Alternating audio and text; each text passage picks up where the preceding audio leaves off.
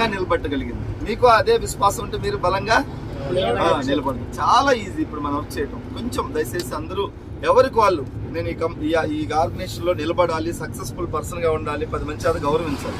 డబ్బు సంపాదిస్తేనే గౌరవం రాదు, గుర్తుపెట్టుకోండి.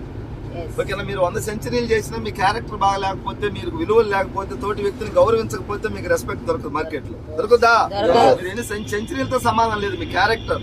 సచిన్ టెండూల్కర్ ఈ రోజు మన దేవుడిలా కొలుస్తుంది. దేనికోసం? ఆయన చాలా సందర్భాల్లో అవుట్ కాకపోయినా ఎంపైర్ పొరపాటున అవుట్ అని ప్రకటిస్తే బ్యాట్ తీసుకుని వెళ్ళిపోయింది, కానీ ఆర్గ్యుమెంట్ చేయలేదు. ఓకేనా? ఆయన క్యారెక్టర్. సో అందుకే ఈ రోజు మన అందరికి దేవుడు లాగా అయిపోయింది.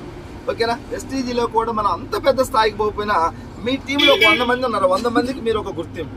ఎస్, మా లీడర్ దగ్గర ఇవి ఉన్నాయి, ఈ క్వాలిటీస్ ఉన్నాయి, ఇవి నేను కాపీ చేయాలి అనే స్థాయికి మీరు అందరూ కూడా ఎదగాలని చెప్పేసి, ఆర్థికంగా లేకుండా మనం ఎన్ని మాటలు చెప్పుకున్నా, ఎన్ని ఉద్యమాలు చేసినా, ఎంత ఎడ్యుకేషన్ ఉన్నా, ఎన్ని జాబ్లు ఉన్నా, డబ్బు లేకపోతే జీరో. ఎందుకంటే నేను చాలా జిల్లాలో తిరుగుతున్నా, ఎంత పెద్ద పెద్ద లీడర్స్ కనపడతా ఉన్నారు. సార్ నేను ఒకప్పుడు అట్లా చేసిన రాష్ట్రపతి అవార్డు తీసుకున్నా, కేంద్ర మంత్రి అవార్డు తీసుకున్నా, కలెక్టర్ అవార్డు తీసుకున్నట్టు, బట్ డబ్బు లేదు. ఇప్పుడు దగ్గర ఎన్ని అవార్డులు తీసుకున్నా డబ్బు లేదు సార్. డబ్బు లేకుండా వాళ్ళు ఫైనల్గా అంటున్నారు, నాకు ఇవన్నీ ఉన్నాయి చూసుకోవడానికి డబ్బు లేదంటున్నారు. కాబట్టి డబ్బు పుష్కలంగా వెస్టీజ్లో ఉంది.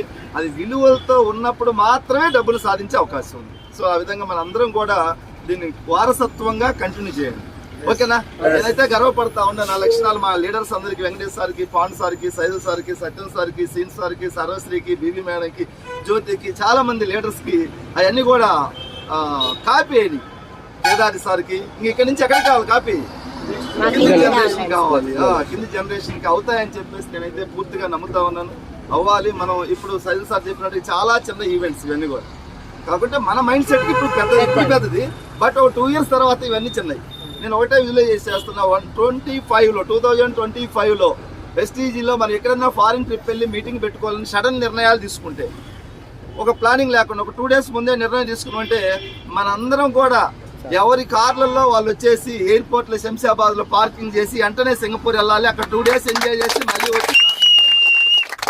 ఇది నాకు ఇప్పుడు డ్రీమ్ ఉంది, విజువలైజేషన్ ఉంది. నేను అది కలగంటా ఉన్నాను. ఎవరికి ఒక గ్రూప్ లో ఇట్లనే గోవా ట్రిప్ లాగా అప్పుడు టాప్ లీడర్స్ అని 5 lakhs అటెండెన్స్ గ్రూప్ ఒకటి ఏర్పాటు చేస్తే, ఆ గ్రూప్ లో ఒక్క మెసేజ్ పెడితే 100 కార్లు ఎయిర్పోర్ట్ కి వచ్చి ఆగాలి, 100 మంది ఫ్లైట్ ఎక్కాలి, వెళ్ళిపోయి మీటింగ్ చేసుకొని అంత మనకు ఫ్యూచర్ లో అలా ఉండాలన్నమాట. సార్ సింగపూర్ 50,000 టికెట్ అవుద్ది నిన్ననే చెప్పిండ్రు కదా అని రాకూడదు. అక్కడ నిన్న కాదు, ఈ రోజు చెప్తే మధ్యాహ్నానికి కార్లు వేసుకుని ఎయిర్పోర్ట్ లో పడేసి వెళ్ళిపోవాలి. సో